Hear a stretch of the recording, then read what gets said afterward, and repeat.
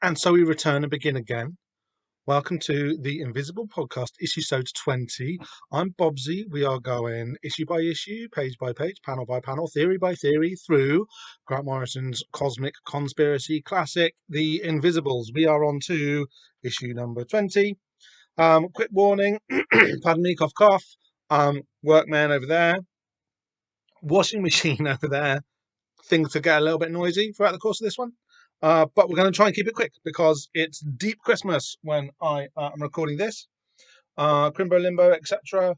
And I want to get back to drinking stout and watching TV. So I'm going to race through this one as quick as we can. Interestingly, this is a Christmas issue. This is as close as The Invisibles gets, I think, to like a Christmas special comic. It is set at Christmas. The strength test, robust. What can you say? It's a strong issue. In more ways than one. I think this one. I think this is a pretty good issue. It does one or two really interesting things, and a few kind of like flaws in the storytelling and the art are more than made up for by like feel, tone, and atmosphere.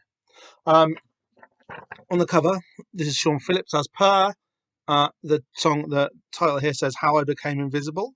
We've got our girl Boy leaping kind of through the air in a dynamic kind of kung fu, but also just kind of leaping fashion through what it looks like Times Square, right? She's got like a very New Yorky kind of background with her. Do I like this cover? I don't really know. I think there's something a bit. I don't think it's quite clear what she's meant to be doing, and that's okay. But and the blues are really nice here on the background and stuff, and the way the logo fits is really good. The kind of the amusing sort of 90s-y culture jacking of the logos that Phillips has done in the background is good. Still, something maybe not that great about it. I don't know. What do you think? It's a strong issue. Over on the inside front cover, there's like a bunch of adverts for Vertigo Verite, which is Vertigo's kind of short-lived-ish sub-imprint line of comics about the real world. So like young adult fantasy, like they do without the fantasy. Including Peter Cooper's The System, more on that later. 7 Miles a Second, which is like a kind of like an AIDS diary thing by a chap called David Vujnarovich, who I believe was dead before this even came out. God rest him. The Unseen Hand by Terry Laban and Ilya. Not seen that. Reckon that's probably okay. And Girl by Peter Milligan and Duncan Fegredo. Again, not read that. Peter Milligan and Duncan Fegredo in the mid-90s, though. That's going to be good. That's going to be good, guys. Those two were at the height of their powers at that moment. We're on to page one. So what we've got is, following the events of the last time we saw her, Boy is catching a train to Liverpool to meet Mr. Six. We'll find out more about him later. Who joining him on the hunt for Jack Frost, who they've tracked down using psychic methods to Liverpool. Or you don't really need psychic methods. It's like he's got nowhere else to go. That's where he'd go. While she's on the train, she's writing down like a confession, not a confession. She's just writing down her backstory. And so this issue becomes Boy's origin story, for want of a better word, in superhero terms. Now, Boy is maybe like the kind of, and given that we've already had Lord Fanning, Boy is maybe the most problematicalized of all the main characters in The Invisibles. Basically, a white guy from Scotland hasn't got much business writing the life story of a black woman from New York. I don't really believe that in a kind of a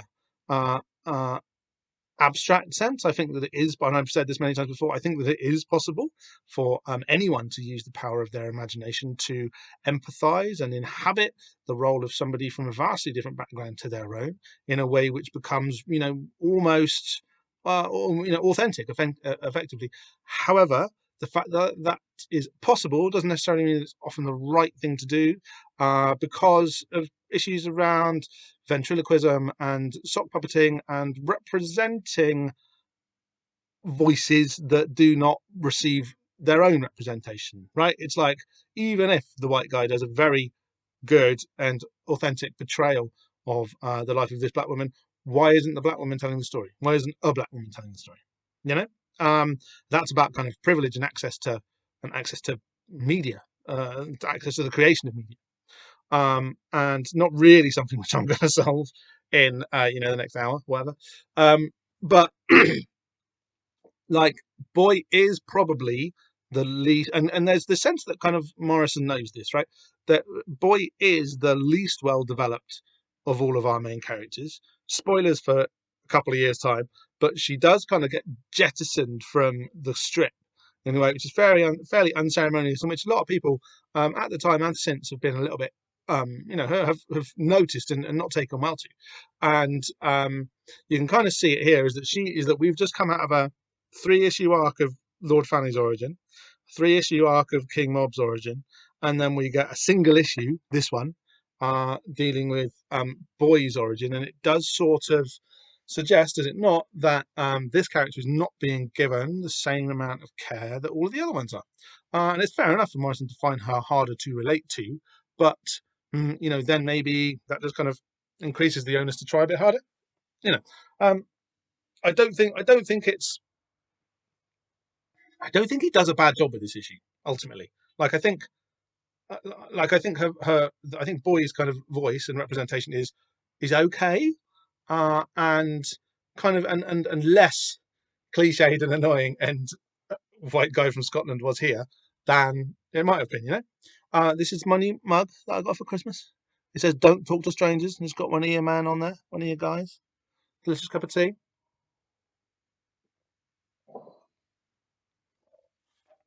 Oh, I should probably read his name out. The artist's name is Stephen Rhodes. You see that? Oh, it's right around the end. It's right around the way. Stephen Rhodes. Yeah, I should probably credit the artist. Or, of course, the true artist is the one who made the cup of tea, and that was me, because it's delicious. So this is weird, right? So, as I said, Boy's on a train. She's writing her backstory, and we're privy to it, and that's kind of what. And the flashback that she writes about is the content of this issue. This is like a mallard, right? This train, the first one that we see, there's a lot of trains in this issue. This one is like a mallard. This is like a classic English train, which kind of went out of service in the 1960s, and I'm not sure why it's here.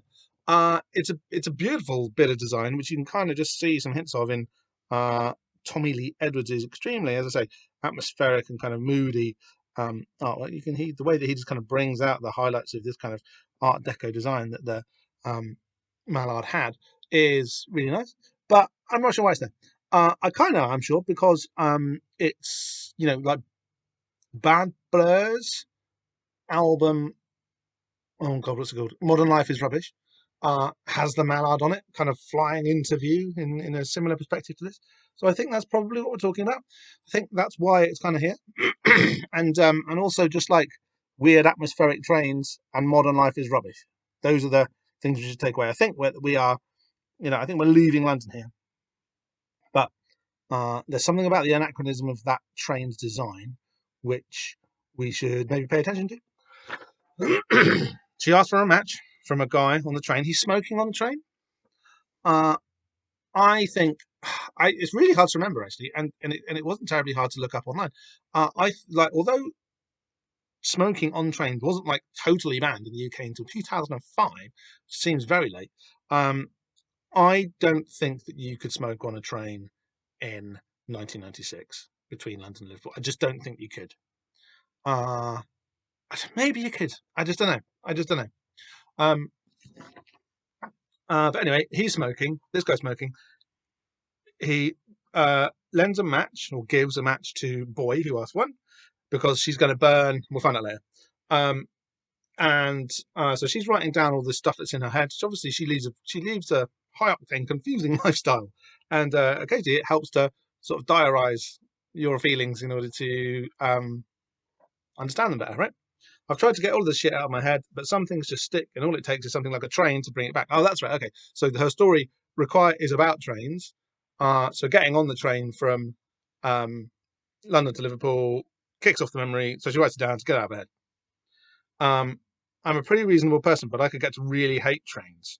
And then we're immediately into flashback territory, and we see Boy dressed, quite surprisingly, in the uniform of a cop. She's like a uniform in, well, we know that she comes from New York, so we're going to presume that she's there. And indeed, we do find out that she is there.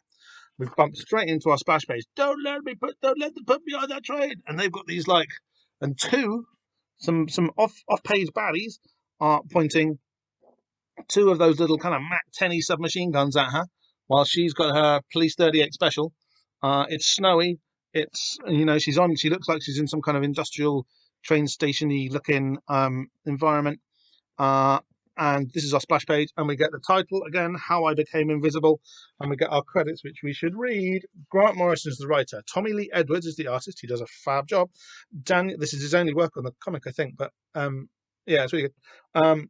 Daniel Votso colours, Clem Robbins, the letterer, Julie Rottenberg, the associate editor, Stuart Moore is the editor, and The Invisibles is created by Grant Morrison. We knew that. So she's on the train. She's writing it down.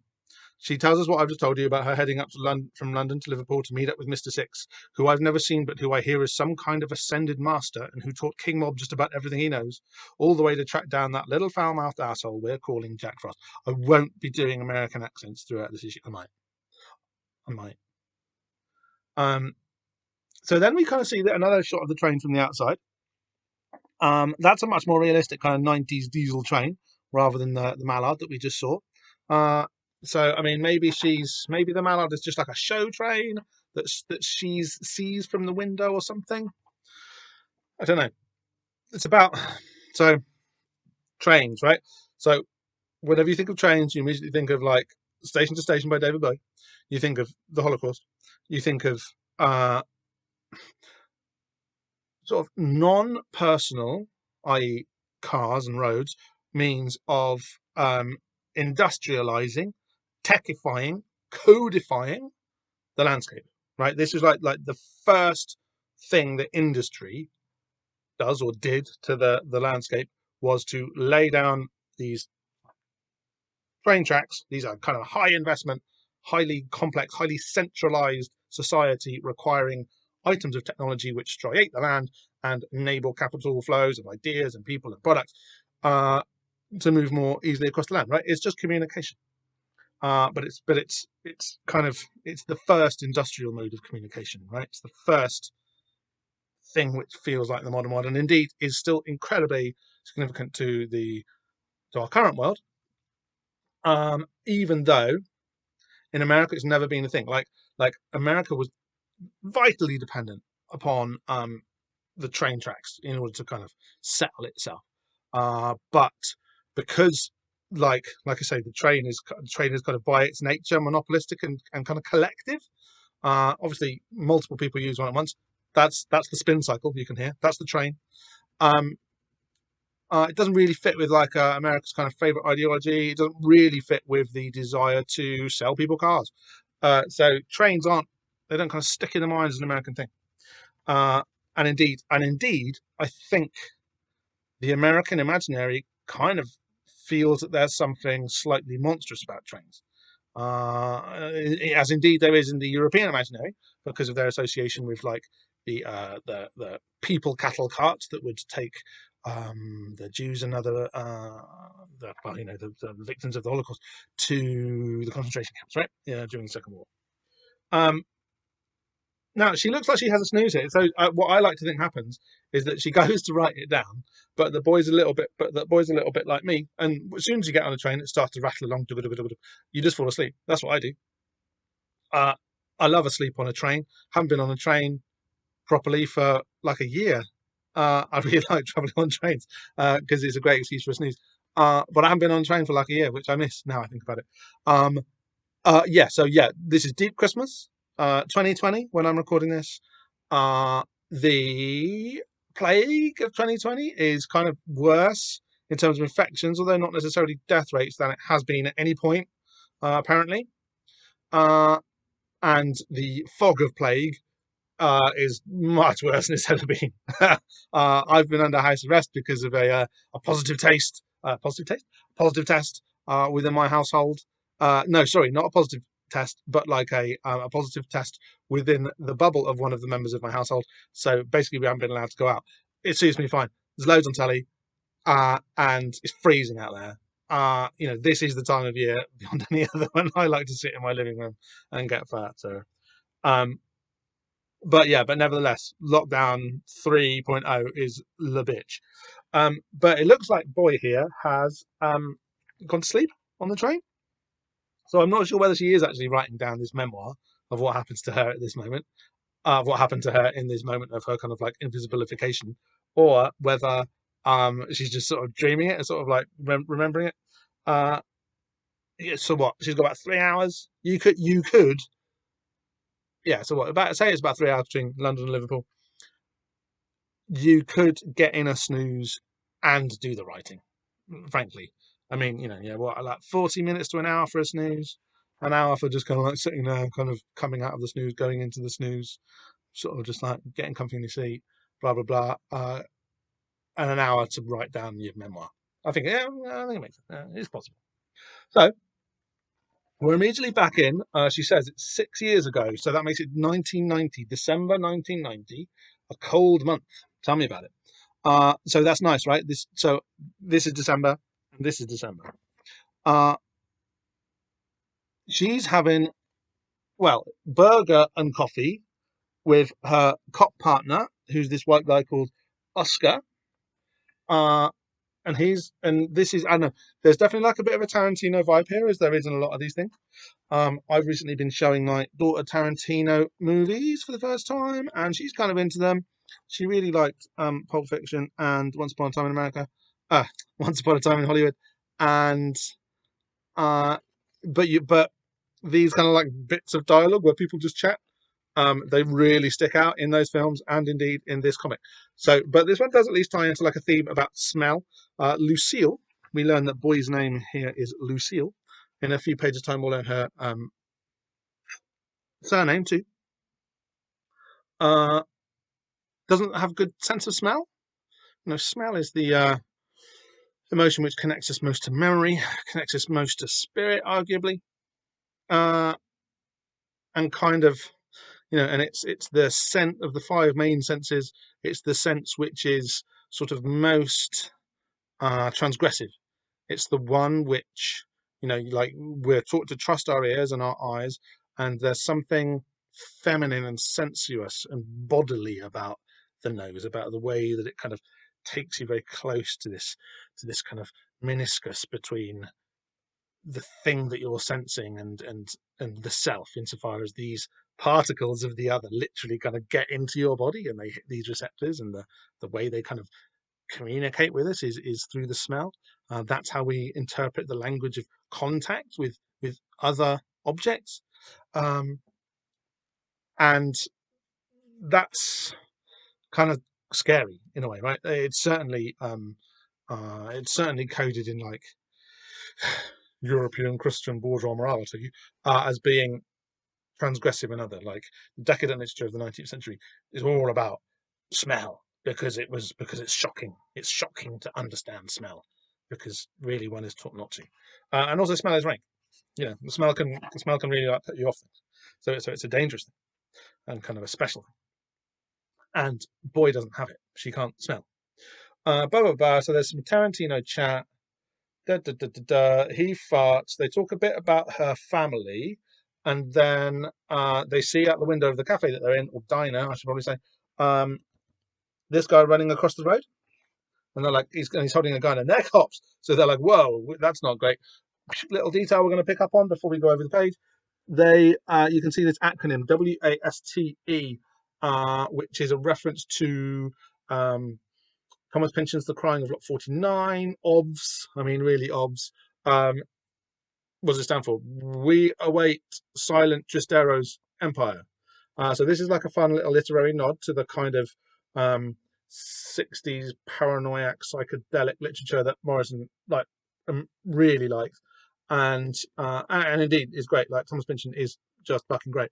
What should we say about Waste? So Waste is this kind of like subaltern postal service that uh, like that homeless people and like kind of subjugated communities use in secret to pass messages and information and data, kind of outside of the view, or invisibly, if you like, outside of the view of the state and the law and power, right?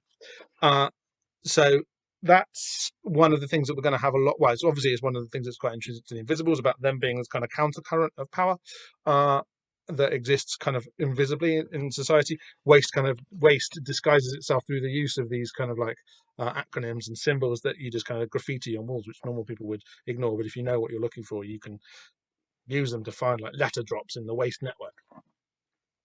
Um, uh, I really didn't know whether like silent Tristero uh, was like a thing in reality or not. That's kind of why one of the reasons why Thomas Pynchon's really good. It's because he keeps you guessing. And yeah, in the book, it's like the European Postal Service, which kind of is transplanted to America before, what's it called? The US Mail, which in the past few months has been undergoing its own incredible like uh, convulsions within the US state, was like replaced. And like these modes of transmission, like the trains and like the postal services, like although they kind of seem banal and kind of almost like so normal as to be unremarkable in everyday life, that ability to transmit across the land and the being the people who administrate and control and profit from that is like absolutely fundamental to the run of power, right? That's why like postal services are incredibly complex and difficult things to manage, and like even more so than like a train system, which indeed they use. And uh yeah, and it's like real power, like the ability to move shit from A to B, which is a very fundamental power, which most people don't even think about, is like incredibly fundamental to the ability of the state to exist, basically, right? If you can't control that flow, you're not controlling anything. uh and there are different, there are parallel layers of that type of power uh at work within society at any one time, even though one of these is usually only one of these is ever acknowledged. There are always like countercurrents or subcurrents of exchange moving through the polity, right? Um, so this dude's running along. He's got a gun. Oh, he's got a briefcase with some stuff in it. Oh, ad break. Done this one before. Fighting American and Wild West. Sorry, the other way around. Um, done that before. Also, same another ad break. Done this one before. Last issue. Kind of skipped over this one before realizing that this was like the most important advert to speak to the whole issue. Probably the same here, but because I have covered this advert before, I'm not going to go into it again. Trying to keep this one quick. Uh, as a proper kerfuffle, they go out to kind of engage the guy. Police freeze! Fuck you! Tiny little shootout. They're about to shoot him when he drops his gun over on page 6. We are now rattling through it. And he's been shot in the head and he drops to the ground, but it wasn't them who shot him. It was these other dudes here, these like heavily swatted up dudes with face masks and body armor. And this guy who emerges kind of and is apparently like in control of them, wearing the black shades, which by now in the Invisibles we've become to associate with the bad guys, right? And it says federal business. This didn't happen, and that's official. Now we've got the word taxi here. We know about taxi and ixap being magic words, which kind of work and flow within the magical system of the Invisibles. Also, am I going to get this wrong? I haven't read Crying of Lot for a long time, but like Stern und Taxis was like the competitor postal system for waste, which I think is why we can see that taxi bit there. Uh,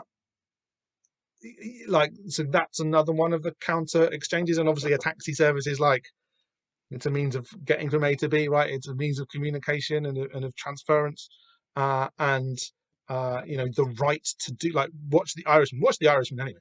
Watch the Irishman because like the mobbiness and like the exercise of power that being able to run a system of cabs means is again incredibly important to the running of a society. Like think how powerful Uber have become within the last 10 years simply by producing a sort of a like a more shark-like economic alternative to the kind of this kind of yellow cab model, or black cab model as we would have it over in the UK. Yeah, these aren't imaginary things, and they don't go away. These are points of contention that remain contended, uh, and are very important as to how we organise ourselves as human groups and bodies, right? You need to be able to get from A to B, otherwise, what are you doing? And the people who manage that and administrate the managing of that and control the managing of that and profit from it are in charge. Like, they're the people who are in control. What's really he's so evil Fed guy flashes his badge, and it's just I don't even think it might not even be intentional, but it's just sort of cheeky detailing. If you look closely, like, you can't see what's on his badge, but you can. But what it does say is LSD on the shapes, which is quite funny. There's an L and an S and a D. They're just meant to be like shadowy, reflection-y kind of badgy shapes, rendered in Edwards' pleasingly abstract art style. But it does say LSD, which is funny. And they say, "You didn't see anything, officers. These are just cops. This guy's obviously high at Fed time." So that's weird. And then it's later, and Lucille, boy, is walking home from work. It looks like it's cold, snowy. The way that Edwards renders the snow in this is just these sort of gaps in the frame are is very pleasing, and it does and feels cold, but also has this kind of nice holes in reality kind of feel to it. We didn't see a thing. A man just turned. So he said, "A man just turned invisible right there in front of us, but we didn't see a thing." So this is the guy who's just been shot. The Fed guy comes along and says, "You didn't see this. This didn't happen." And they go, "Oh, okay." So, and this corpse, and this very bloody, very visible corpse on the ground in front of them, was just turned invisible in the flash of a badge. We never see the things that are right there in front of us. And there's this homeless guy that she walks past who's pointing upwards, and he points out this black helicopter. Now, black helicopters are like standby iconographies of like American conspiracy law, basically. They are connected to cattle mutilations. They're connected to UFO sighting sites. Goes way back to the 70s, and this kind of fear around militarized forces, be they police, be they federal, or even be they extra federal, be they secret state or foreign state, UN, globalist, you know, um, entities and military tech that comes in to the US body, right? And now black helicopters is what you say when somebody's a crazy conspiracy theorist. You're like, oh, they see black helicopters everywhere.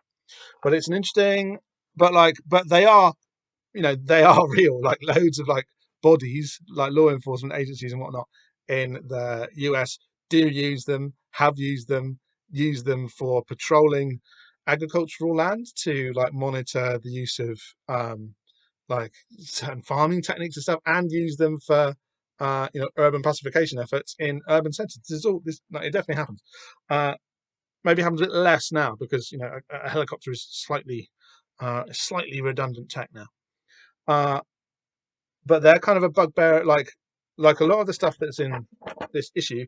They're bugbears of both left wing and right wing conspiracy theories, because the right wing sees them as being invaders from the UN, basically from the New World Order, right? And the left wing sees them as like cops monitoring anti-capitalist or anti-imperialist political activity. One of the things that brought the black collar helicopters like meme to prominence was objections from farmers and oil companies, because the black helicopters were used to monitor adherence to like agricultural regulations, and especially in the case of the oil companies and stuff, adherence to the, I can't remember what it's called, but there's like the Protection Against Animals Act. So it's like an animal rights thing.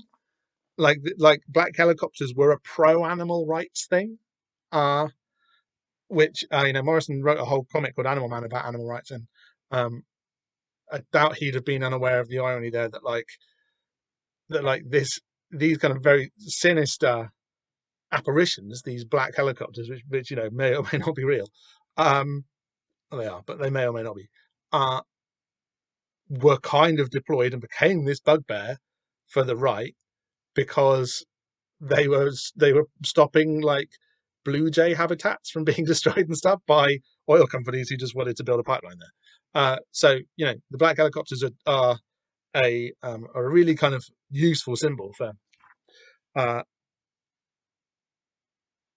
the conspiracy culture that the Invisibles in the 90s is coming out of, basically, and still says quite a lot to us today.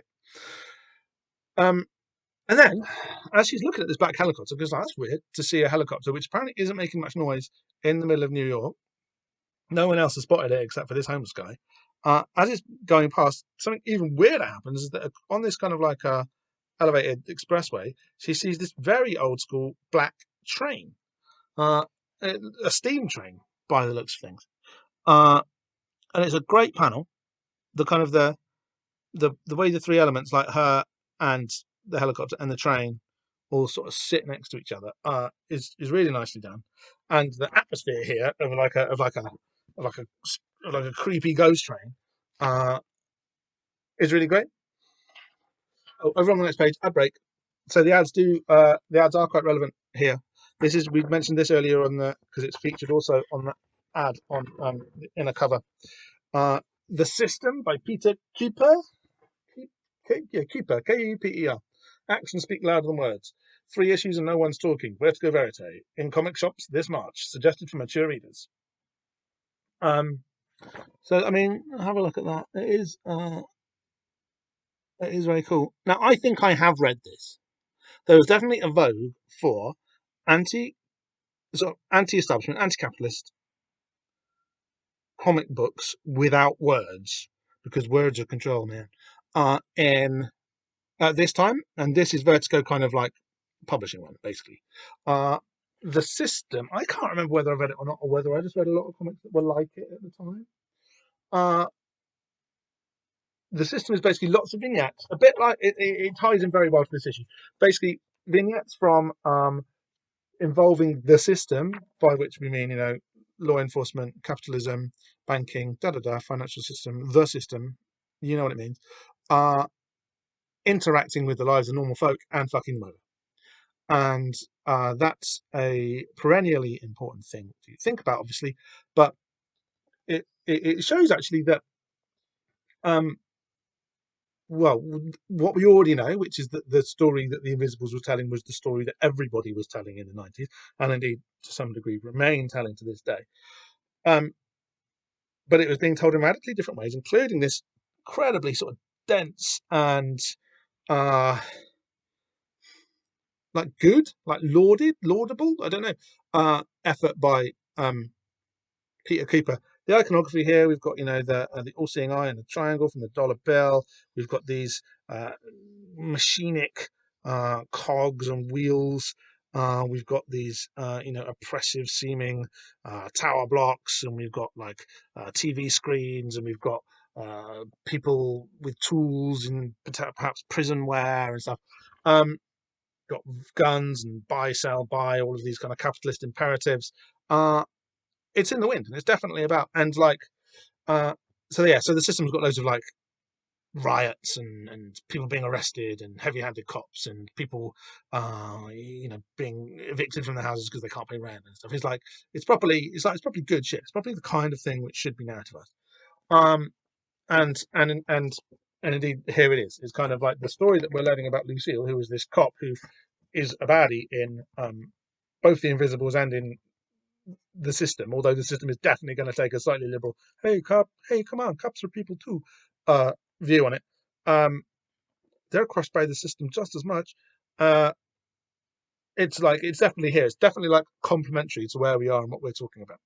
This kind of like Two-Face face in the middle here, like a smiley face that kind of turns into Two-Face bad. Two-Face, right? Oh my god, this fucking advert. It looks like just a shit advert for Batman Forever, but look, there's Two-Face there too, and he's there as well, right? Can't get away from the bat. Skateboarding. And then over the page, so this is The Project, published by Paradox Press, which is like the other Vertigo that Warner Brothers or like DC are running at the moment. Welcome to the Abraham Lincoln federally subsidized housing facility established 1951. The Project, 12 stories from the inner city by John Figueroa and Kirk Albert. Yeah, I mean, again, same, exactly the same thing. This is going to be kitchen sink drama about Black lives in the US and systematic oppression. And why the hell not, frankly? Um, the I almost think that it's maybe not a coincidence that these adverts, both of which feature black characters prominently, appear in this issue. Like, mostly I think it's a coincidence when there are these resonances between the adverts and the content. Here, I think maybe not, because this, even in the 90s, a black woman on the cover of a mainstream action hero comic, that's pretty bold, actually. That's still pretty bold. And it would have maybe, picked up a blacker audience than normal, and therefore they've got a couple of adverts for comics which are going to speak to black experiences a bit better, I think. So we see over on the next page, back in the story, we're on page 9 here. The train from a different angle, trundling along, and it is indeed anachronistic, being like a pretty, pre-war steam train. It's an old school steam train. It looks practically Victorian. Rattling along on these elevated expressway lines through the heart of New York, belching out steam as it goes. She's like, what the fuck kind of train is that? What's that doing here? She's so struck by the anachronism of it. Is this literally a time slip? And she takes off her headphones. She's listening to European techno, probably. Remember that she's listening to Technotronic.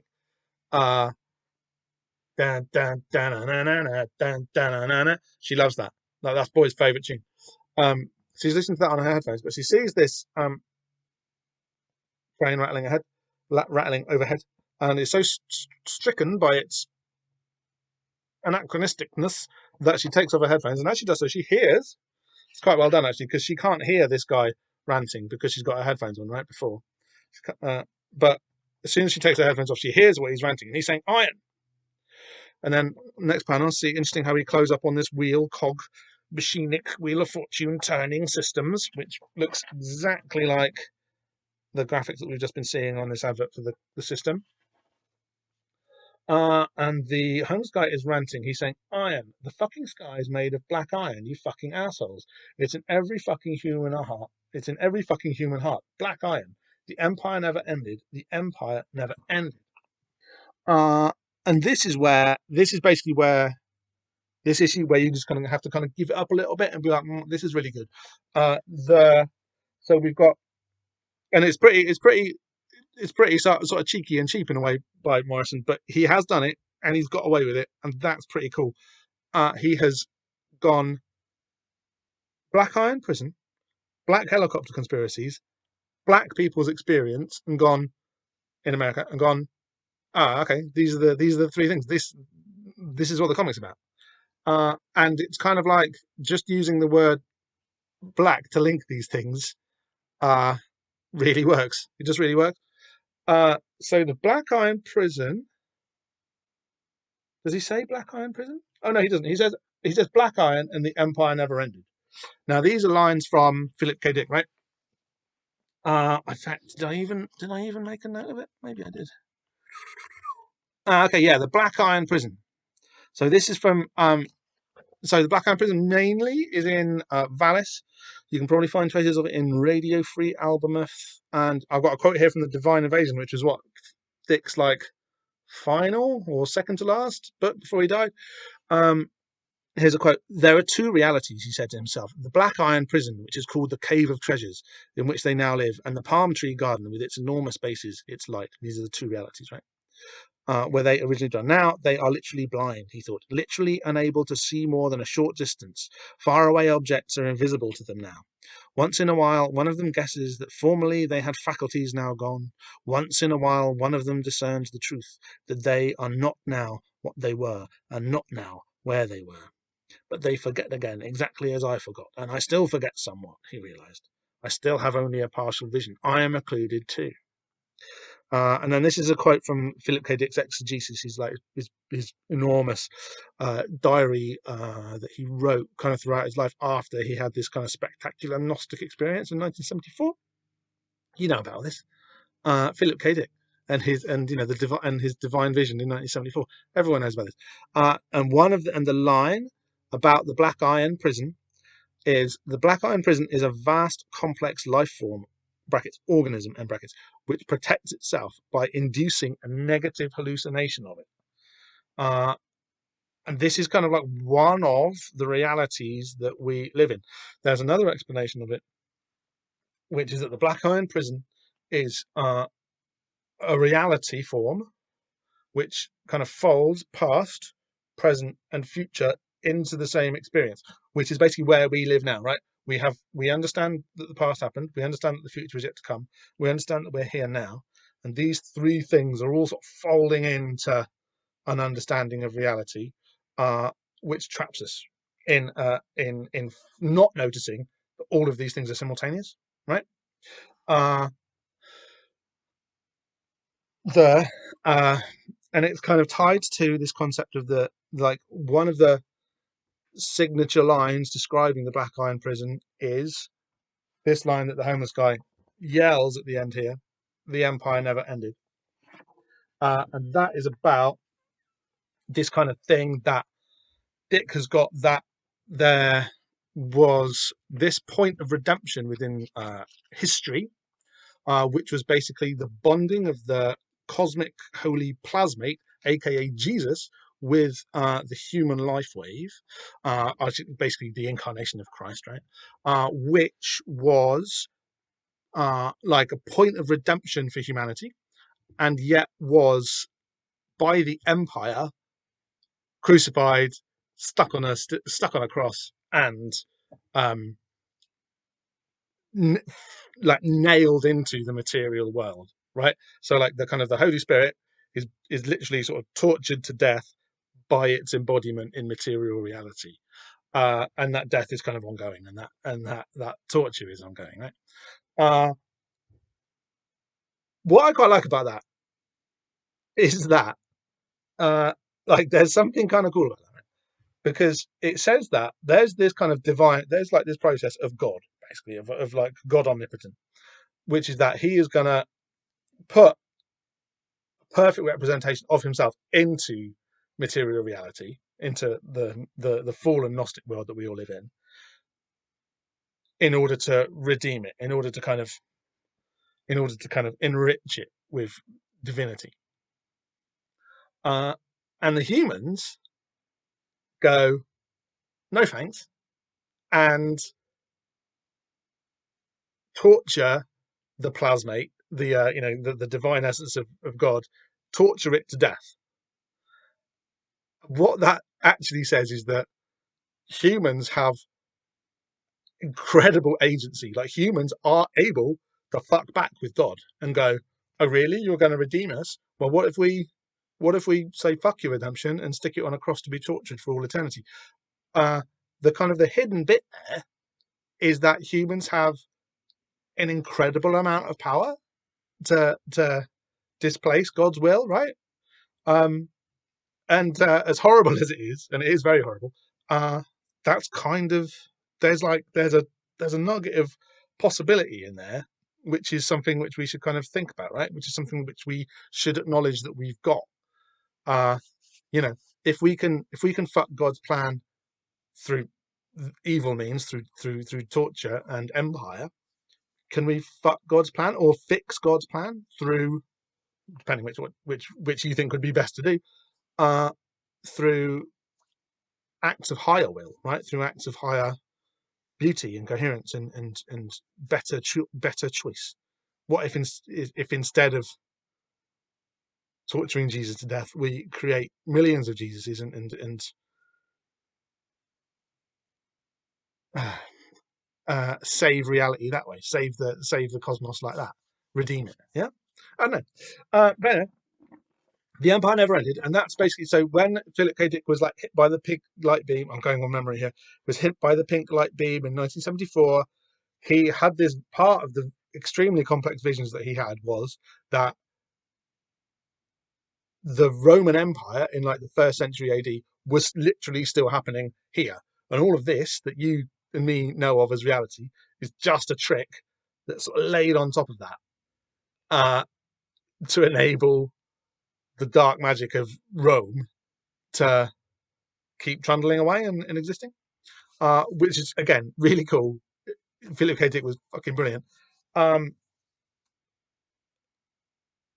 the fact of the empire never ended kind of is true in lots of different ways, right? Insofar as like there's always an empire, there's always a space somewhere which is dominant and replicates itself outward into the rest of the world, whether that's so like the Roman Empire itself kind of transmitted from various Greek empires.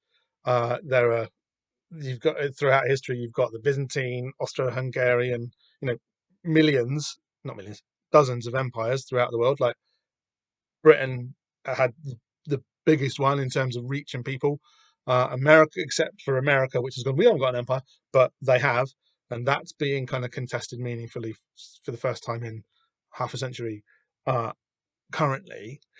So there's always an empire. So empire itself never ends, but he's saying the empire never ended. And that kind of has meaning too, insofar as you can see how, as the Roman Empire sort of leaves the stage of history, it kind of becomes like its administrative arm becomes the church and like the Roman church and exercises power over Europe for hundreds more years.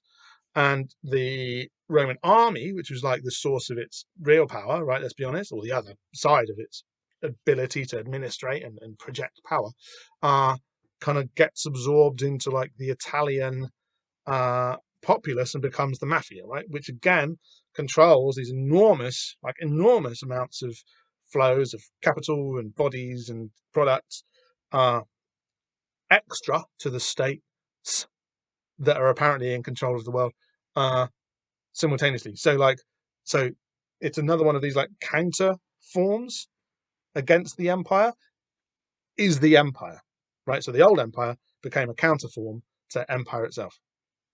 The fucking sky is made of black iron. So that's another amazing conspiracy theory, which is a bit like flat Earth theory, right? That we all live under a dome, and the dome is, not that far above our heads, maybe only a helicopter's height, and that these alternative, in the days of like flat Earth YouTube videos, these uh these theories may seem a little bit sinister and kind of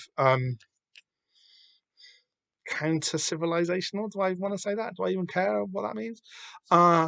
They may be kind of teach people to invest very heavily in nonsense, right? I mean, I'm sure I've said this before, even on this very podcast, but if you do a quick like Google Trends for flat Earth or flat Earth theory or flat Earth video or whatever, and then track where most of the searches come from, it's all landlocked American states, people who've never been to the ocean, basically. Like, I can see the sea from my front door, and if you've seen the sea and seen something disappear over the horizon, you're like, oh yeah, it's not flat, because it looks like something's going over a curve. The front disappears first.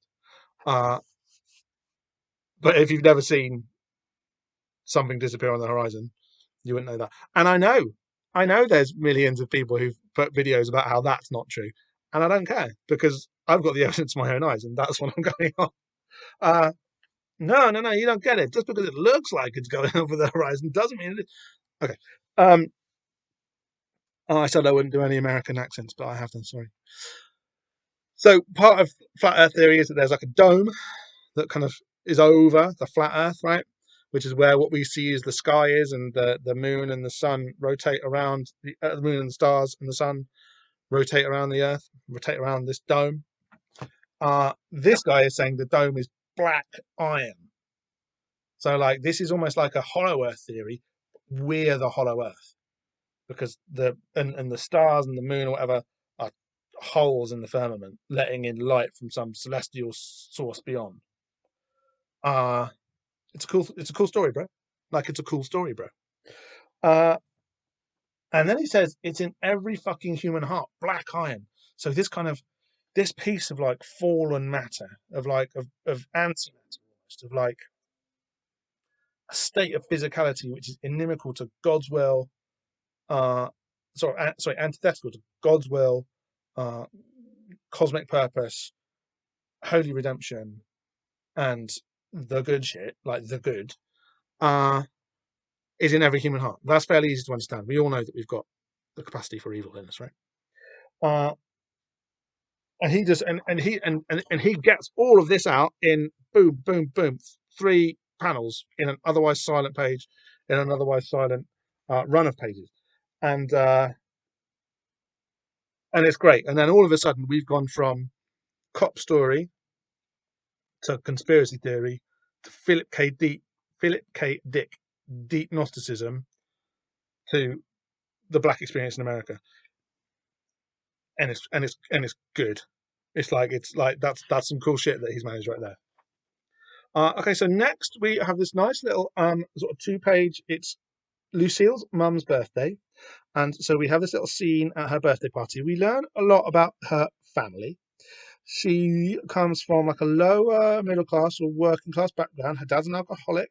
She's got 2 brothers, one of whom is a like a detective, like a plainclothes cop who she looks up to, and the other is a not wannabe gangster, i.e., a gangster who she doesn't look up to.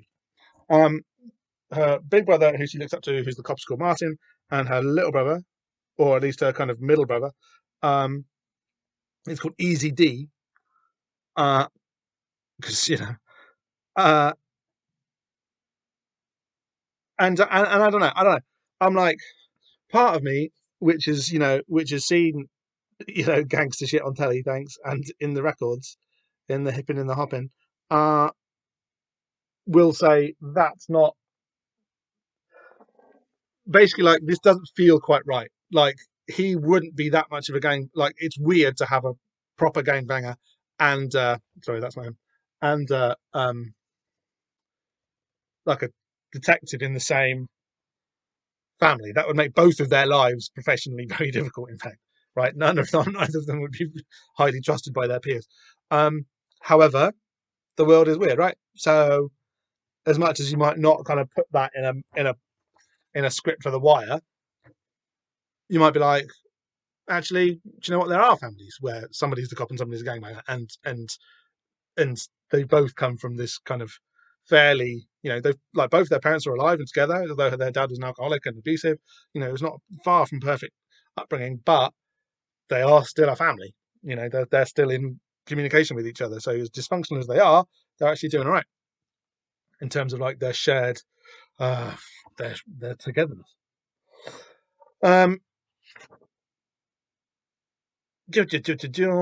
Easy D and Martin argue because, of course, they would, and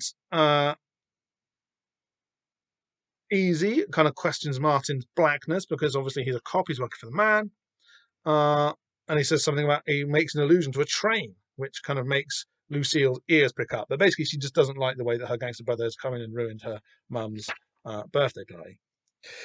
Over on the page, we're on page 12. She's back with her cop buddy Oscar. They're talking, and they're talking about what happened to the guy who they saw being shot and disappeared by the feds yesterday or whenever it was. The guy they killed was Mohammed Khan. He's some kind of Islamic activist conspiracy nut. I don't know. He's got this theory that black radicals are being rounded up and taken away in trains or some shit. And Lucia's like, I saw a weird train. Then he says that the guys in the Judge Dredd suits, so that would be the heavies, basically, these guys. It's amazing that an American cop would reference Judge Dredd. Don't think. Anyway, that's fine. Grant Morrison knows who Judge Dredd is. Don't think that Oscar the cop would. But remember, I don't know when it was, but issues and issues ago, I said thanks to a placement for an advert for the Sly Stallone Judge Dredd movie, that the police state that Judge Dredd lives in is the kind of the ambition of the baddies in the Invisibles. That's what they're trying to bring about. Uh, and here it is. That's fairly confirmed again. I asked around. All I know is for sure the guy in the Judge Dredd suits are MJTF, multi-jurisdictional task force, our national police force. Now, MJTF things are real. They were controversial at the time because of the way in America they were perceived to sort of put federal imperatives ahead of states' rights, basically. Now, if you accept the basic arguments for why we need a police force in the first place, which I kind of don't, we got along fine without them for thousands of years, then I don't see why you would have much objection to the stated aims of initiatives like MJTF, the Multi-Jurisdictional Task Force, which is basically about allowing different police forces, different law enforcement agencies to share information and communicate better. If you think that if you like cops, then then why would you have an objection to them working more efficiently like that? That's kind of the top line of what MJTF style initiatives do and mean and are for, just like letting cops be better cops. What it really means in practice, and has always meant in practice, is that the multi-jurisdictionalness isn't just about cop A talking to cop B. It's about cop A and B talking to every other wing of the state, basically. So talking to teacher C, talking to doctor D, talking to civil servant E, and talking to social worker F, right? What MJTF does is it creates a framework whereby all of these organs of the state become disciplinary, become copish, right? This is like this weird sort of, I'm not even going to call it aberration. It's just this weird effect of like Reaganite, post-Reaganite libertarian philosophy sort of creeping into mainstream Republican politics. That the only the only proper function of a state is to enforce contract law, basically allowing the private interactions between individuals to be the mode by which everybody exchanges stuff and does stuff and gets doctors and gets educated and does all the things that people want to do with each other. These are all done by private interactions in this libertarian imaginary. Now, the state isn't going to just disappear, but what you can do is kind of like feed that libertarian ideology into the state, whereby you have a system where all of the other functions of the state basically become outcroppings of this enforcement of contract law. They basically, like everything that the state does, from your teacher to your doctor to your social worker, they all become cops. And this is incredibly prevalent across the West now. Like the most obvious, from a UK perspective, the most obvious example of this currently or recently is the government's Prevent program, which was basically where, in the wake of 7/7, which was our kind of Islamo terror, uh, ooh, excuse for persecuting Muslims in the UK. Prevent was like teachers spying on kids at school, and if they said anything which sounded a little bit like, oh, maybe Palestinians are human, then the teacher would report them to Prevent, so that Prevent could call the cops, investigate this kid. Where's he getting these radical ideas that Palestinians shouldn't be murdered at will from? And and investigate the family, and it would literally open like a criminal investigation into the kid, his family, his community, where he went. It would justify surveillance of them. So basically, you're turning teachers or any other wing of the state which happens to see somebody say something which departs from, the state's racist orthodoxy, say become like the starting point of a criminal investigation. So the teacher becomes a cop, the nurse becomes a cop, the social worker, excuse me, they all become cops. They're all copified, and that's what MJTF means, and that's why it is as scary as the scary vibe in this issue would have you believe. And it's very common and it's everywhere, and and it being hallowed in 1996 in this comic is good, right? Okay, but that's just panel one. Obviously, it is, this is 5 years before 9/11. We'll get to that in a minute. This is 5 years before 9/11, but Morrison does note that it's an Islamic activist who's the target of this, right? And as I say, Prevent is specifically an anti-Muslim piece of UK-based legislation. This multi-jurisdictionality of the state, the jurisdictions are within health, education, the civil service, social work, all bending to the police disciplinary function. And it's bang on what Morrison says here. It's fucking bang on. And yeah. Okay, so but that's only panel one. Panel two, Oscar goes on and says, "Let me ask you something. Have you ever heard of a thing called Rex 84?" Lucille says, "Me neither until I checked Khan out." And then he just dumps it. Operation Rex 84. It means, oh man, what does it mean? I did keep a note of this. It was like something exercise 84. Oh no, I've lost my notes. I shouldn't just keep doing this. Here we go. Sorry. This is really rubbish podcasting, isn't it? What's it called? Something is like, it's like response exercise 84. Oh man, I've got the notes and everything. Readiness exercise 84. These are again more kind of like Reagan era Republican fear mongering, and just this love that Reagan had for shenanigans, and especially shenanigans which involved trampling over the human rights of people of color, basically. Okay, Operation Rex 84, Readiness Exercise 84, was another Ronald Reagan brainstorm. All right, it turns out the cowboy authorized the setting up of 23 detention camps right here in the USA, designed to hold suspect aliens and troublesome subversive elements on the home front. Now, there's a really good article by a chap called Michael Grasso on wearethemutants.com about this. So go and check that out. And indeed, when I got to the foot of that article, I realized that he was referring to this very page in his article, and it's good. And it is good.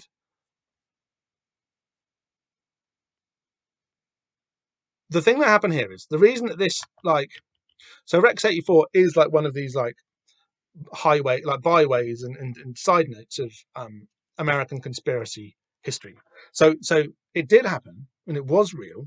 And the kind of the main instigating factor for it was kind of Reagan's post Panther Negro terror, basically, and also his love of fucking with South American companies, South American countries rather, maybe sparking a rebellion in the US by South American descendants, but immigrant communities in the US. Pardon me. That's all real, and that all kind of happened, even though that rebellion didn't really arise. Now, this Rex 84 thing about secret detention camps and holding troublesome black or Mexican elements, it was real, and then kind of it wasn't real, because basically everybody went, well, hang on, what's the point of being secret about this? All this cloak and dagger stuff, all of this cover-up shit, all of this conspiracy stuff, that means we can't turn these people into slave labor. That means we can't, be open about asking for more public money for funding for these facilities. So they did what they do, and the deep state went deep private, right? So all of a sudden, all of this, this is a secret, shadowy,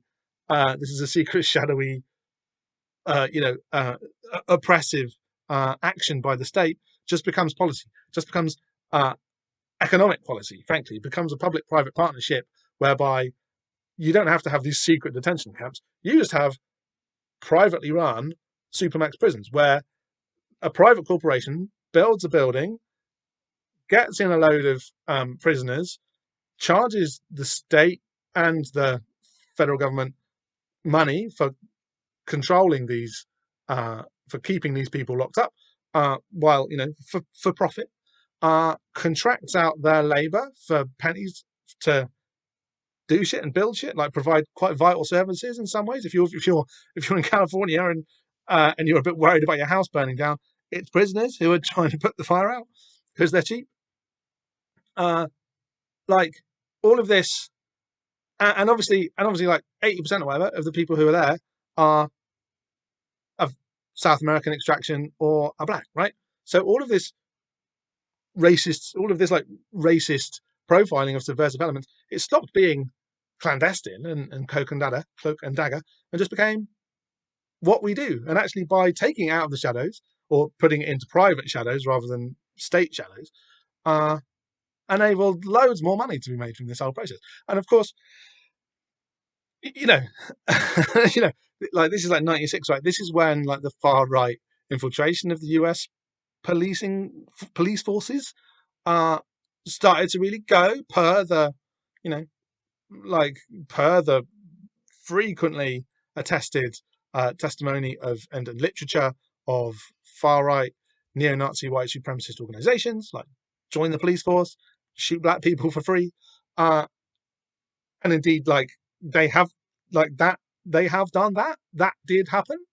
That does happen. There have been efforts in 2020 to bring that process into the light and to make it stop happening. And although BLM is obviously like a phenomenon which is being used for lots of different people by lots of different people for lots of different reasons, the core of it, that like police brutality against black people, has to be not just police, but like disciplinary functioning of the state and of private state partnership of black bodies needs to be stopped. That's right. So basically, this Rex 84 thing, where like if you're a subversive black person in America, you'd get kind of squirreled away to some secret camp. They don't need to do that. They can either just shoot you on the street for free with no risk of penalty, or they can stick you in a prison for whatever reason they want and make you work yourself to death. And there's just a subversive element. The leaders of the Ferguson protests, which kind of started the process, which not culminated, but has evolved into Black Lives Matter. 5-6 years ago now. All of the ringleaders, sorry, that makes them sound like criminals. All of the leaders of those protests against police brutality in the town of Ferguson, all of them have just been assassinated by the police. Like they've all just been murdered. There's no we're going to round them up and spirit them away make them invisible and turn them into a secret camp. They just killed them and made it look like a suicide badly. This Rex 84, this shenaniganing, too much hassle. It's too expensive. It doesn't turn a profit for enough people. So this isn't how America works anymore, because they came up with something much worse and they put that into practice instead. Page 1213, they're kind of following a tip, and the tip explodes and they nearly get killed because they're being set up because they saw this guy Mohammed Khan being disappeared the day before, right? So Oscar and Lucille are marked now. Oscar and Lucille, hang on a minute. Lucille Ball was her co-star in I Love Lucy called Oscar something. I should look that up, shouldn't I? Anyway. And then she's in the club over the page after nearly being blown up. I guess she needs to let off some steam. These bits don't quite, like I say, a bit like the bit in the family home. These bits don't quite ring true because it's a bit like she was just blown up earlier. Maybe she wouldn't just go out clubbing. But she does go out clubbing. It looks rad. I love this guy here in the background who's pouring out some. Looks like he's pouring a cocktail, maybe. But he's got this amazing, like 90s New Jack Swing suit on, right? Like he looks. You can hear them listening to like New Eureka Soul or something. Like it, like just that detail of this guy's like 1990s zoot suit is really nice. I've got a lot of time for that. The club looks really good fun. She meets her brother Easy D again. And he's like, you think Martin, our cop brother, is really cool, but he's not. He's wrapped up in some bad shit. This bad shit involves the MJTF, which is the motherfuckers on the street payrolling hardcore gangbangers into their own private army. Now that is basically I'm pretty sure that's a fantasy. Pretty sure that motherfuckers already did this. He goes on to say, motherfuckers already did the same deal in LA with the Bloods and the Crips. Dumbass, going to be the frontline troops for the New World Order. Ask His Holiness Saint fucking Martin about the social experiment shit going down in the hood. Oh, I should have looked up Saint Martin. Saint Martin was one of the politics ones, wasn't he? Okay, I'll look up Saint Martin and maybe follow up. I think the thing about the Crips and the Bloods being sort of enrolled into these MJTF extra cop forces, I think that's a fantasy. I think the cops were just much happier killing them. I think what's interesting about the way this fantasy is framed in this bit here on page 15 is that the Crips and the Bloods, a bit like Waste and a bit like the Mafia and these other kind of like criminal bodies that we've talked about, they manage enormous amounts of resource.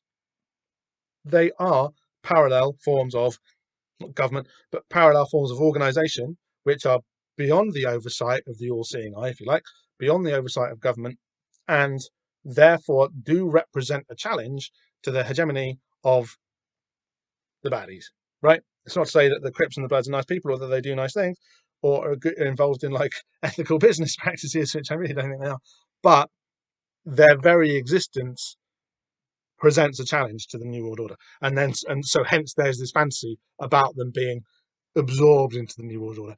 But I don't think the New World Order wants to do that. I think insofar as the Crips and the Bloods can be managed to continue doing what they're doing, which is basically selling drugs to black communities, right? I think the New World Order is quite happy with them fulfilling that function, and and getting all the back end benefits of like the drug profits, and also nicking the people who are doing the, they become the frontline troops for the New World Order by being converted into slave labor in the Supermax prison, right? That's the function that the CIA wants for them. Okay. And then he starts to talk about the Beast. This is like this is ties back to the guy who rescued Boy from Special Branch in Brixton in the previous episode or 2 episodes ago, when he was talking about Babylon, right? This is Easy D again. He says they're all in on it. The cops, the gangs, everybody, heads of the beast. You know what I'm saying? It's right out in the open. Motherfucker's going to do anything to keep that beast from turning on his ass. Everybody sells out. The beast staring you right in the face, and he's counting on the fact that you don't even believe he exists. So he's talking about Babylon, the beast, the Black Iron Prison, which, remember, uses a negative hallucination of itself to hide and convince people that it doesn't exist. This is what he's talking about. So he's tying in, again, it's really well done. It's really well done. He's tying in this sort of Pan-African Rastafarian rhetoric around Babylon, which is basically the police state, right? The beast, which is like, Satan, which is which has the same function as Babylon and the Black Iron Prison, which are all these different words for the same thing, which is this which is this, sorry, system, or to put it another way, is this project, which the baddies and the Invisibles are running on the people in the comic and on you and me today. Okay. And then suddenly Oscar's disappeared. You'd have thought that having nearly been blown up, and then disappearing, his colleagues might be a bit more interested in where he is, but they're not. They're just treating him as a missing person after he didn't come to work one day. Lucille, being his partner, is kind of is interested. You can see that this cop who kind of gives her the news as in like, hey, I don't care, whatever, he's just not around anymore. He's got dark sunglasses on his desk, and he's maybe spying on her as she digs into Oscar's personal effects and finds out what he was looking into regarding the Mohammed Khan, the guy who was murdered in front of them, and the bomb that they both nearly walked into. Oscar's been doing a bit of private tracking down about that on his own, and Lucille finds it, and it leads her to the train station. I haven't worked out where this train station is. We know that this is New York. She says that it's New York here on page 16, and she tells this kind of dumb story about a little white mouse called Marty, named after her brother, the cop, the good one, disappearing into New York and never being seen again. No, it's not a dream. It's actually something that happened to her pet mouse when she was a kid. I wonder if that's going to be relevant to what happens in the plot. So she rolls up to the it gets very written-y. It gets very sort of written at this point. It gets very like telling a story in a popular format. So she rocks up to the train station that she's just found out about at exactly the right time to find evil CIA Fed guy that she saw earlier, who murdered Mohammed Khan, and her brother Martin having a chat, which basically gives away the whole show about how this Fed guy works for Rex 84, obviously, and is involved in removing black subversives from the community via these trains. That's the story. And under the guise of criminalization of these people by this black cop, KRS-One Tune, has been helping the baddie Fed guy, but has basically kind of worked out what they're up to and what the real purpose behind it is, and is like, oh, I want out of this, no more. And so they start to throw him on the train too. Ad break, books of magic, not doing it. So as they're carting him off, the MJTF Judge Dredd guys, into a black train, which is not where you want to end up, Lucille bursts out, police freeze, to save her brother. But it's a bit like, yeah, we know police. He's police, this guy that we've just arrested. We've just arrested a cop, so we're not going to be scared of you saying that you're a cop. And then suddenly they appear kind of out of nowhere. Again, it's all a bit written and plotty. It's all a bit like things happening because they need to happen now, rather than them really obeying any decent story logic. But I don't care. The atmosphere and the ideas at work in this issue definitely redeem it, or not redeem it. Like, they're worth it. And suddenly her brother Martin, who's being carted off into the train, is like, shoot me, because he understands that what is waiting for you on this train or after you get off this train is a fate worse than death. Yeah, slavery is the fate worse than death, right? Bit uncomfortable with that, because it's a bit like, well, there are plenty of enslaved people in the USA who decided that life was better than death, and they've got descendants and stuff now, so it's a bit like, so that's good. The fact that not something I've got a great experience in talking about or knowledge, let's be honest. Don't let them put me on that train, shoot me. But she's got guns to her head. We're back in the splash page territory now. This is page 18. So she's like, oh, can I shoot my own brother, even though I've got guns pointed at me, and he's about to be, can I murder my own brother even though he wants me to, because he's about to be taken to a fate worse than death? And what should happen? But her other brother, Easy D, pops up on the top of this train saying, any day of the week, motherfucker, and shoots his own brother and the cop next to him. And this is where the storytelling gets a bit murky, but he does shoot, like Easy does shoot Martin, but just shoots him in the arm. He doesn't kill him, but he does look like he kills one of the cops. But then all of the other cops have got him cold, and indeed they shoot him, and they shoot him dead. And Lucila's like, no, because she's seen her brother that she doesn't like, be shot. She's just seen the brother that she does like be shot, but she runs after the brother that she doesn't like, kind of because she realizes now that he's been telling the truth all along. But again, it's a bit written-y at this point. It's just stuff happening because the story needs to go in this way. She has this bit about suddenly she can smell this kind of shock about realizing that the world isn't what she knew, and that the brother that she hated was the one telling the truth about the system, and the brother that she respected was working for this evil system, even though he had a change of heart about it. The death of the good brother, who she thought was the evil brother, shocks her into this new kind of realization of life, and she can smell. She loses her sense of hearing temporarily, but she she rediscovers her sense of smell. I remember smelling sweat and gun smoke and train oil like I'd never smelled anything before in my life. So all of that stuff I was saying about smell being this kind of transgressive sense, she comes into it here. Meanwhile, her wounded but not dead brother is taken off onto the train. So Easy wasn't able to save him by shooting him. She just which I guess is speaks well of him because he didn't really want to kill his brother, but also he didn't stop his brother getting taken away onto this train. The Judge Dredd guys have still got their guns on Boy, who was just kind of being pulled through the looking glass rather quickly, and she goes full invisibles all of a sudden. Remember, we don't know why she's called Boy. Maybe it's because she's a tomboy because she likes martial arts, which is a boys thing. I think all of that is a little bit awkward for reasons that you don't really need to understand. Really don't need to be explained. But she goes full invisibles. She does karate on one of the Judge Dreds, grabs his gun and shoots the other one. And the one that she's just karate'd gets the drop on her, but then blam, his head gets blown off, and she's covered in his blood and brains. And Oscar emerges from the shadows just in the nick of time. So she's been just in the nick of time by two guys in very quick succession.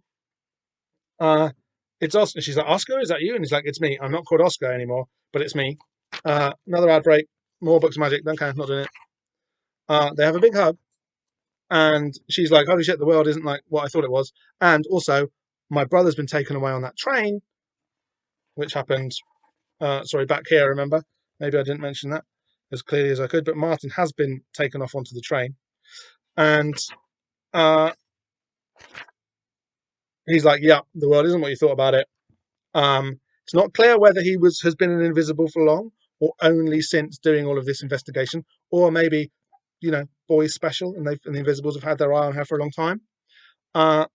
But he says there's no going home now, whatever happens. Look out for a bold English guy and take care, Lucille. So he's like, the world isn't what you thought it was. Let's hug it out. The Invisibles are coming out for you. And she says, he disappears. She's just kind of left standing there in the snow, understandably shocked about what's happened in the past 10 minutes. And then 2 days later, she meets King Mob and John of Dreams, and I disappeared too. Just like Oscar and Easy D and Mohammed Khan and Martin. So basically, and then she kind of says, I guess I'm different from the people I work with, meaning the other Invisibles. She's arrived at Liverpool Station by now, and this is a much more sort of recognisable 90s diesel train. She lights a match. The chances of somebody having a Swan Vesta, i.e. a non-safety match that could just be struck and lit on a nearby object, very slim, but nevertheless not impossible. But she strikes the match on a wall and burns everything that she's just written down on the train journey in a waste paper basket. That's enough to get arrested. Setting a fire in a bin in a train station in 90s England, that's some IRA shit. That's going to get you arrested, no doubt. Anyway, drama, it's fine.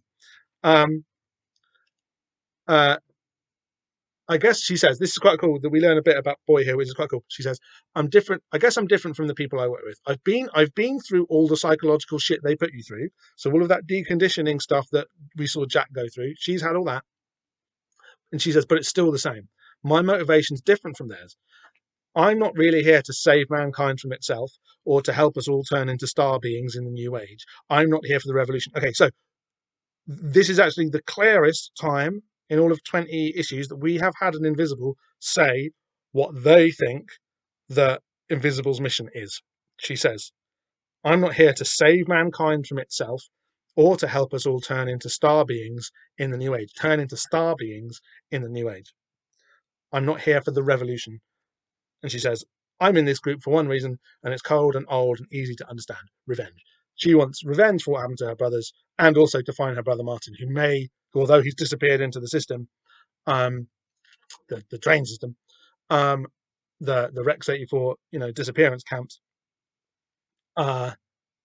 she's out to find him, and she's out to fuck over the people who did it to him in the first place, right? She's out for revenge. But what the other Invisibles that she works with see themselves as being up to is saving mankind from itself and helping us all turn into star beings in the new age, which is kind of far out. And we'll obviously come back to that soon.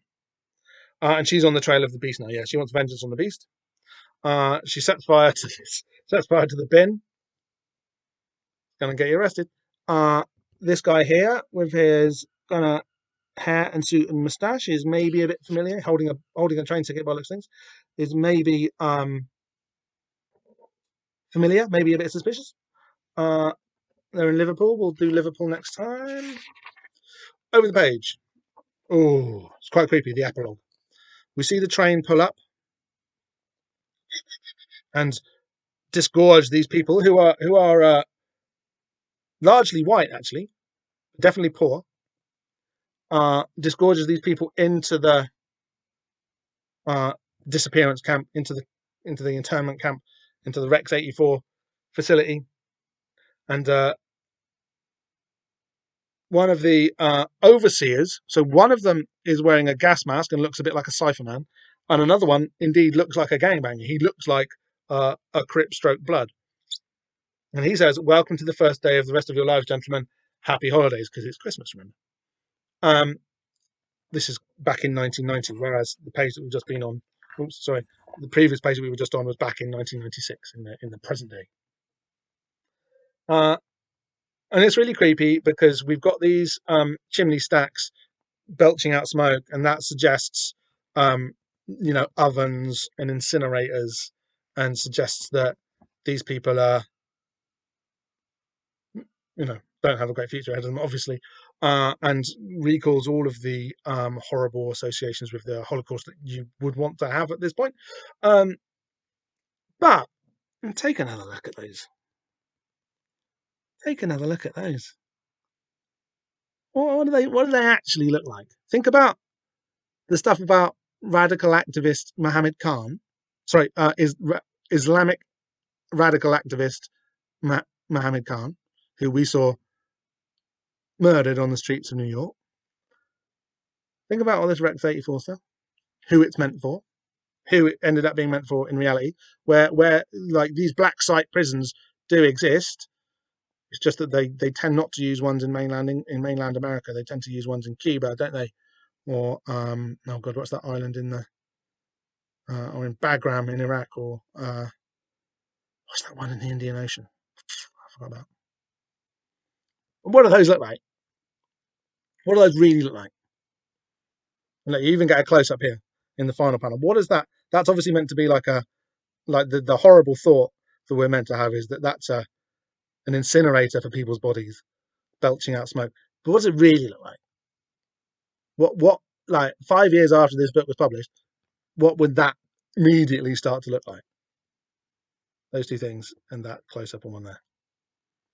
There's a whole obviously there's like a raft of there's thousands of examples of things like culture objects which predicted 9/11. I don't know if this has ever been caught as one before, but I think it counts. Why do I think it counts? Because if you go back to page 1, And you see the number of the carriage that Boy is sitting in 1996 and writing her memoir in.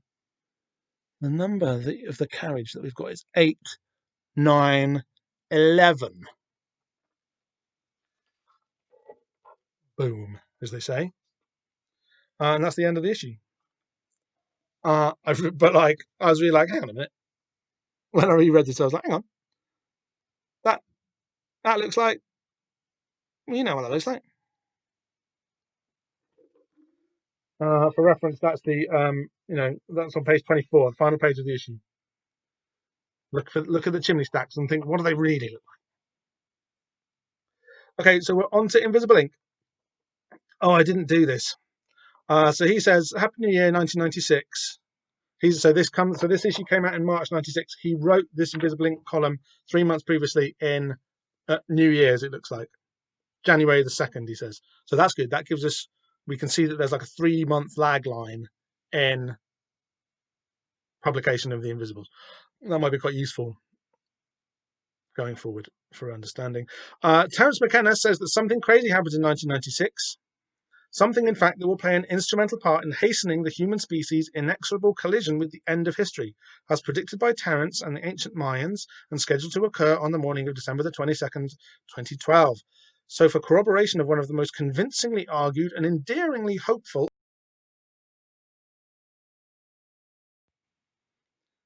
virtual reality, consciousness exploration, UFO research, or could it be ... I didn't look up stuff that happened in 1996 that could be important. Would it be like the launch of Windows? Well, that was 94, wasn't it? 1996, was it the Battle of Battle of Britpop? He talks a lot about Britpop in this. I'm going to rip through this. I want to crack on with my Deep Christmas. Okay.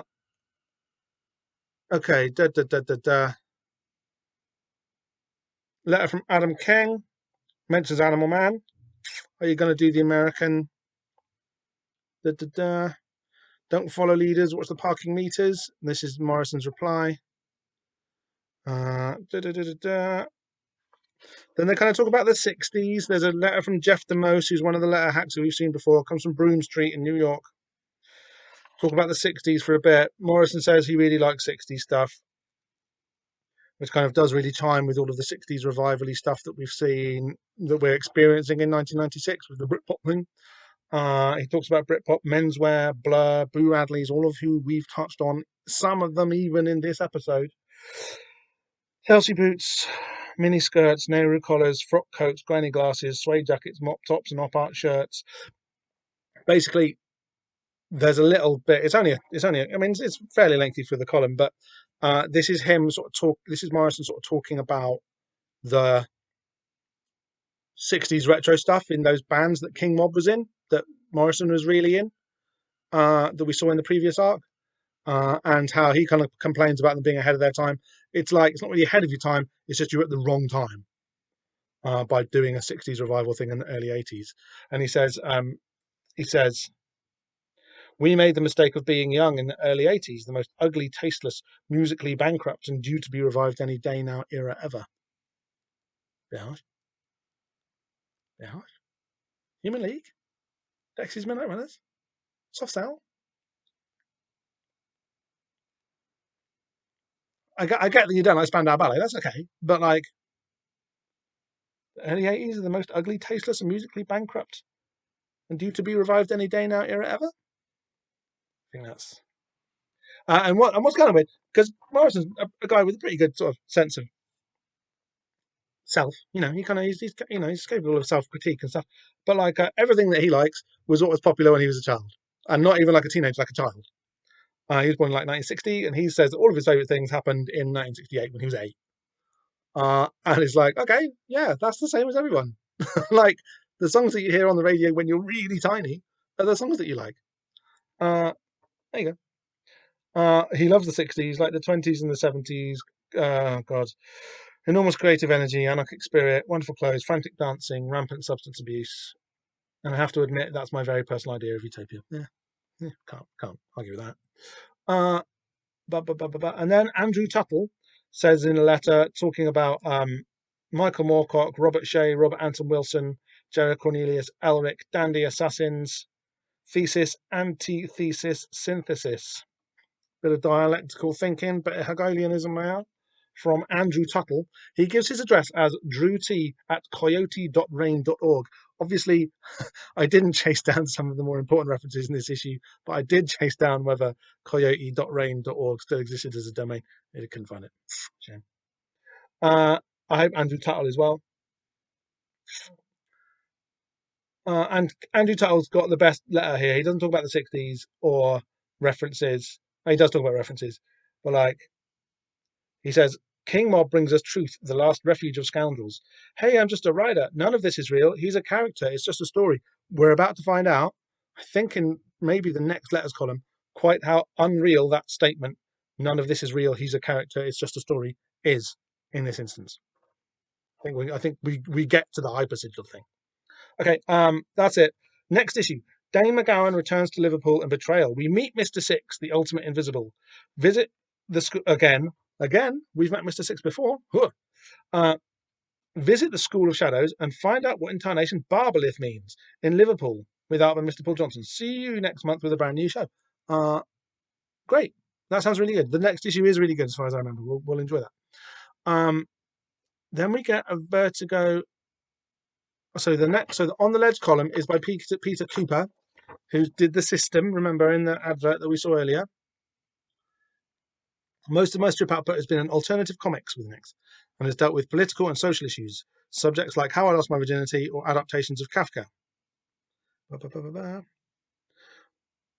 So The System, the story that he's publishing with DC, with Vertigo this month, was triggered by an NYC subway ride, trains, New York.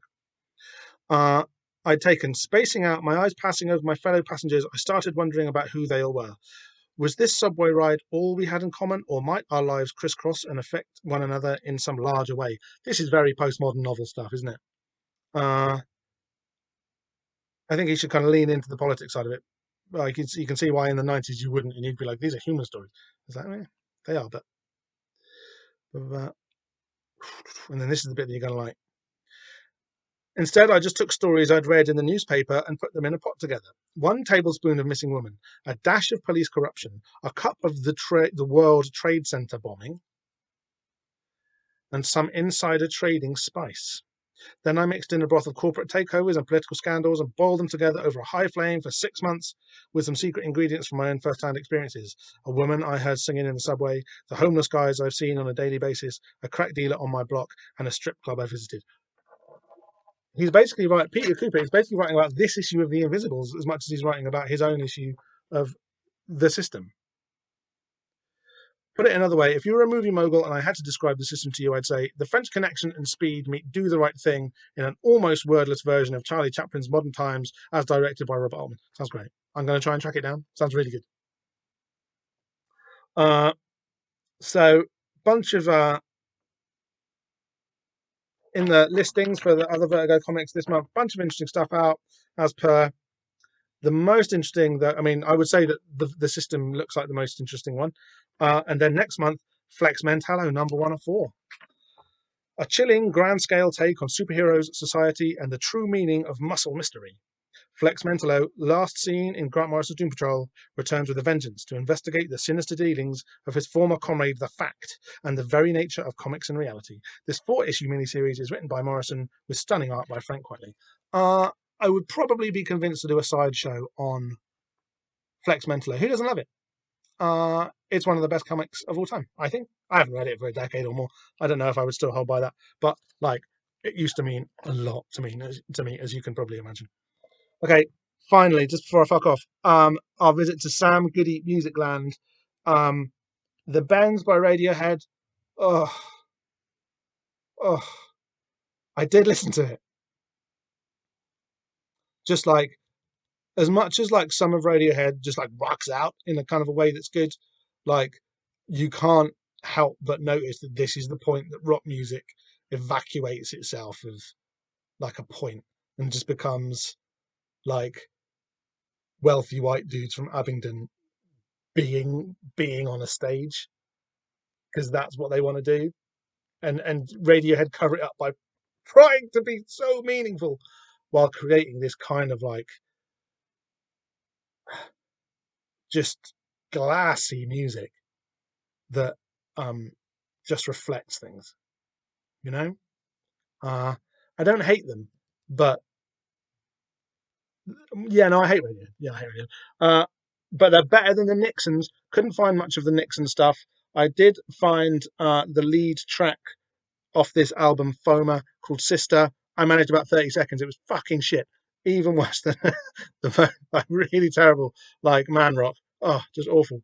Yeah, so I didn't bother looking for any more of it after that. Yeah, don't like Radiohead.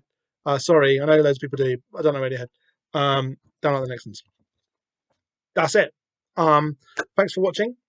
Remember to support us on patreon.com/Diane podcast for all the other good stuff. We've got a new podcast called 11 After Midnight.